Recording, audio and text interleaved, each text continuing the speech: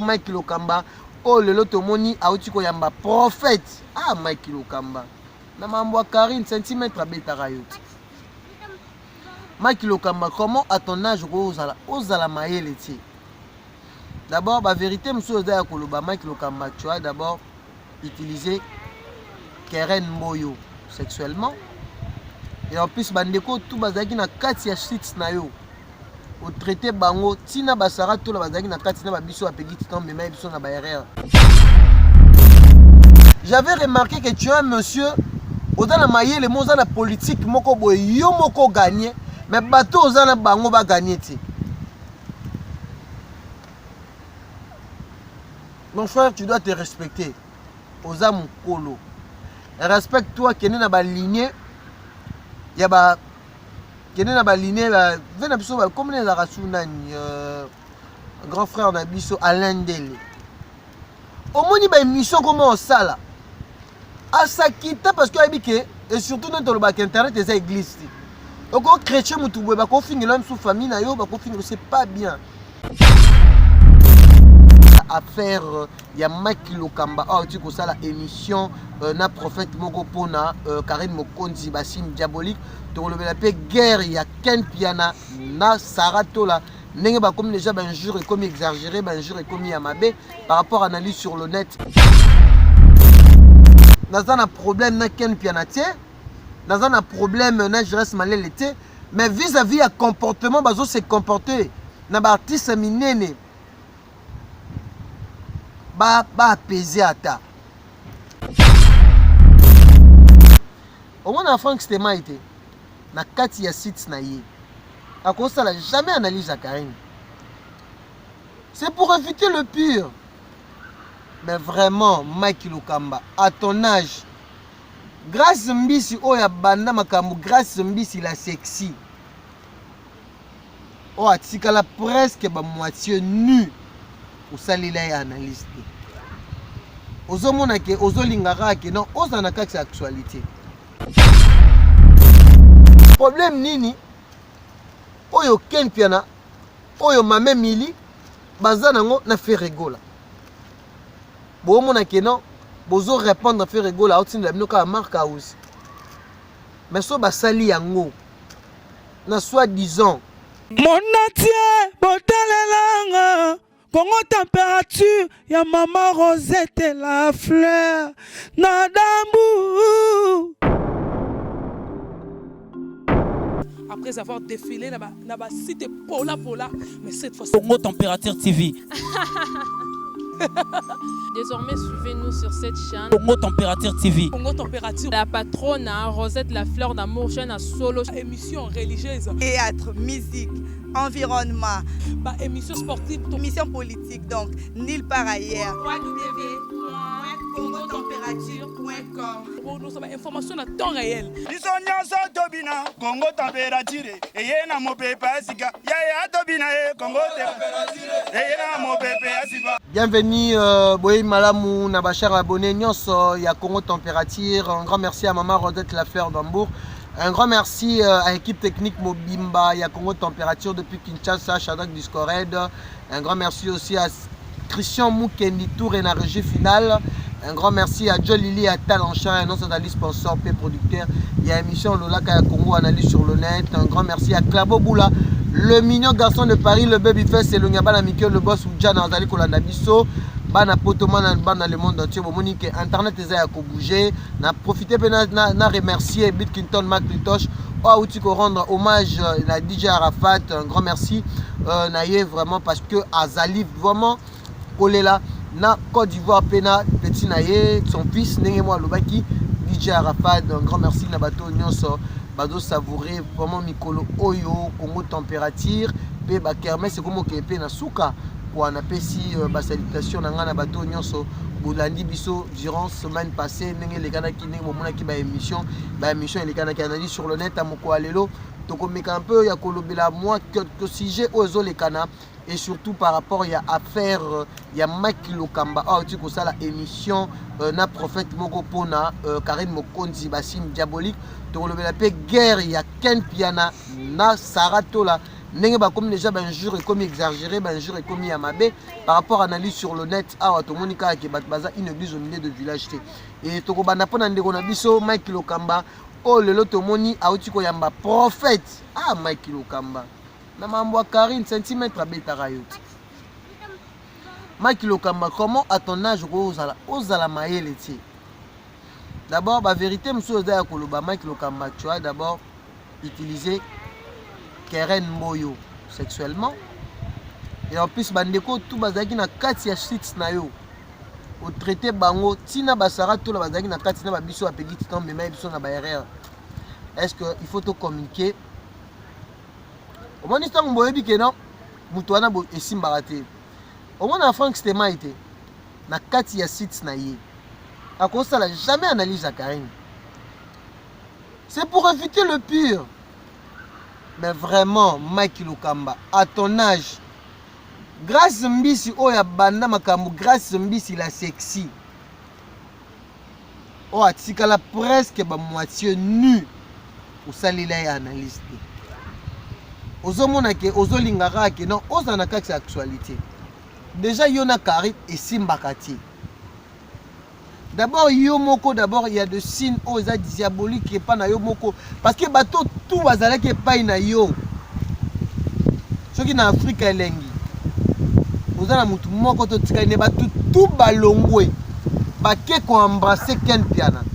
Que to lo ba Ken Piana za mutu malamu. Ba Keren ba tout parce que ngam na fongola nzela, j'avais remarqué que tu es un monsieur oza na maye le moza na politique moko boy Yomoko gagné. Mais bateau aux ana bango va gagner. Mon frère, tu dois te respecter. Aux âmes colo. Respecte-toi, qui est dans la lignée. Il y a ba qui est dans la lignée. Venez biso comme les Arasunan, grand frère Nabiso Alain Dele. Au moins il y a une mission comment ça là. À Sakita parce que et surtout dans le bac internet des églises. Donc, chrétien, sous famille, c'est pas bien. C'est un professionnalisme.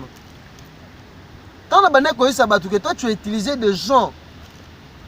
Tu utilisé pour ken piana.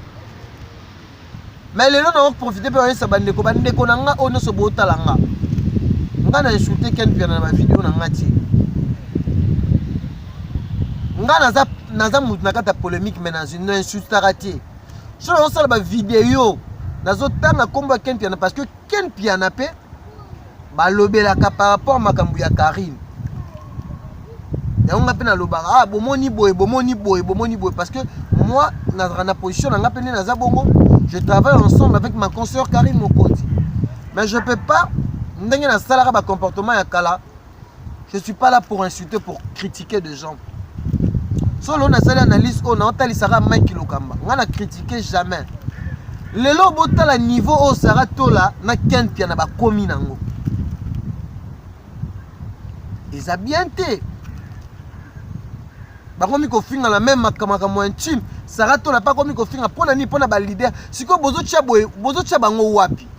En plus ma même milina niveau o ya komi nango fait rigola. Aza responsable, aza père de famille. Tala ndenge ba jurès malele ba Ken Piana baza ko manquer faire rigola. Mais merci à faire rigola passer, c'est un artiste. L'humilité précède la gloire. Tout ce qu'on comprend était phénomène en a sur internet c'est comme boye pour na nini. Baza bato lelo pe ba ko misele bino pe mbongo. Mais tu vois que ça la propreté. Ou ya koloba boy droit de réponse finalement bato ba otala biso ba yo kaka ba bêtise a boy. Pe en plus ye bolobi que non. Tozo sala mbongo masumu hein. Nga zo reprocher bato nyonso wana na otanga ba komuna bango. Naza na problème na Ken Piana tie. Naza na problème na Jurès Malele tie. Mais vis-à-vis à comportement bazo se comporter na ba artiste minene. Ba apaiser ata. Ba apaiser ata. Ba te belé ba benga maman Jenny Kassa ya benga. Ce qui problème que vous allez entre biso. Et ça te que Ce qu'on a pembeni ya leader oyo, yo il faut ozongisaka mabe soki leader oyo ayebana ayokana na mutu te. Siko problème nini oyo Ken Piana oyo Mame Mili baza nango na Ferregola. Bo mona keno bozo répondre à Ferregola outside la binoka Mark House. Mais so basali yango na soi-disant na oyo binope parce que l'artiste amour la mission va falloir pour pas faire égaux la héritier Watanabe. Il faut tout passer la bonne communication. Boye beaucoup comment ridiculiser parce que boye bango que lelo YouTube est comme la traduction hein na maloba auto loba. Moi je regardais Mark House na ba niveau oh ba commis na Mame Mili. C'est pas bon. Tu es baraté, tu as ba chronisex, tu as ba chronifoati, oza na pembeni ya leader na yo apporter un plus. Parce que tout le baki na ministre yo, bino ne za bon bo na bino ba rôle mon côté et pas ba artiste et musicien wana. Parce que bino zaka ba compte à rendre na carte internet. Na opesa sera tout la moi conseil. Aza sœur nanga. Nous allons ensemble, malgré tout le linge sale, c'est là en famille. À se concentrer. Nenga lobi que considération. Yango wana nde biso to lingaka. Que tout le monde a ba artiste, musicien, et ba artiste et ba chroniqueur misusu. Ya zo linga fingela rabatu pona ba chaika. Sarato là, vous êtes mère de famille, vous êtes na banana yo. Wande onanga mwasi. Gardez dignité na haut. Vous avez permis d'hériter Watanabe. Vraiment fais ton travail. Ceux qui ont critiqué, ils ont droit de réponse. Ils ont fait sa grandeur na haut. Ils ont moisi. Ils ont silence. Ils ont focalisé. Ils ont moussala oyo pona. Ceux qui ont fait promotion artistes et musiciens. Ils ont soutenu. Ils ont attaché de presse. Parce qu'ils ont pris en considération. Bato zolo ba ke ba sans considération ce qu'on est aussi considération bota silence ne kolanga saratol nana une église au milieu du village parce que image oyo tshoko yoka mukolo msu ba yako finga mutu moko makamba koma na mir ba cher internet ba ofinga biso parce que o ba otala biso plutôt parce que comment kende mabe. Merci na Polingoto kitoko pétail Clairbo Boula le mignon garçon de Paris le boss ou Jana Makilo Kamba. Mais yo za malade na mutu na yo. D'abord esprit démoniaque o yo moko za nango loko critiquer Karine. O saleli analyse. Ya bino tourner boza bongo. Bosa ki professionnalisme tie. Au moni lelo ba ndeko na biso o baza na chronique ba Vincent Toulouse. Fox te ma lekio. Frank Stéma à l'équio. A bêta na yeba makambo karatikela na ye mbwa na ye Mame Mili alobelaka ke par rapport mais tu peux aussi laisser parce que nous avons Karine Simaka te bobunda kutu osimana banzoto Karine na ba fanatique c'est pas fanatique ne ba osepela na yo utiliser Keren sexuellement le lo bato tout bazalaki pa na ba longwe ba shadak ba ke c'est que tout le ba ke ken na muté malamu ke yo nous a plus mauvais que Satan. Donc, nous avons besoin de s'occuper de Maramuna. S'occuper de Maramuna. Tous allons vraiment bateau. Donc, binone mutubozo samoussa. Et je dirais, Garo et Salibiente, Nezo Kene Manike, Ken Piana, na Sarato là. Et ça l'a ngama parce que Namoni Sarato la comité a touché personnalité. Il y a moi aussi à Ken parce que Garo à la biso mais guerre on est yo kota ti bazo benga pe Sarah Libata vraiment on s'est pela na moti ba guerre na biso à la limité mais est débordé bo c'est pas en plus bo sécuriser ba leader na bino baza ba grand homme baza ba célèbre quand on parle de la célébrité to ba bozwa opesa moi valeur à musique na biso respect faut ezala les qui analyse on a ba ina sala moko alelo parce que les autres à la bien ti. Et surtout côté affaire Egola, Aza vraiment ridiculisé sur internet. Et ça la malamuti. Bandeko bozo sala yango boye ba yango ke et surtout ne bozo ba ke faire Egola asundula mwana makila ya mutu. mutu makila mutu babwaka yango te mutu so ayebi ke eza makila na ye eza makila na ye bino bokozala na te mpona so lelo par exemple ezala ken mpe na lelo so azwi problème fi rigole etant ke ayebi ke ndeko ne congolais esali pasi tolinga concurrence ezala loyale basala concurrence baartiste na biso wana ezala loyale ya musique ya bapalin te ezala la musique ya bacontrat yango wana nde ezala concurrence oye olobeli mais ya boyene bokoma okota donc moi j'aime pas vraiment bozala na maximum de respect. Un grand merci à l'équipe technique ya Congo Température. Mais merci à maman Rosette La Fleur d'Amour. Merci à premier jeune de Bandal Al Kalelo. Merci à Claire Boboula, Aline Baston, Maria Massiala, Ado Massiala, Claudine Massiala, Pauline Gotokitoko Pétail, Maman Eugénie Kassai. C'était l'analyse sur le net. Oh, tout le monde, vraiment, moi, vraiment, j'en ai assez. Et surtout pendant ça, la bouille. D'abord, Mike Lokamba, avant l'on l'a poutiané sur Moninga, Talana n'est pas naïf. Pourquoi chroniqueur na yo nyonso, Batoto Zayana Bango Kimio, Baké pas Kemper. Ça veut dire qu'il y a quelque chose qui ne va pas. Bichot de salaire analyste. Et on se retrouve à la prochaine.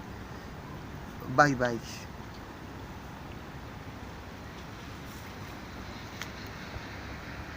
Polingo Tokitoko Pétail.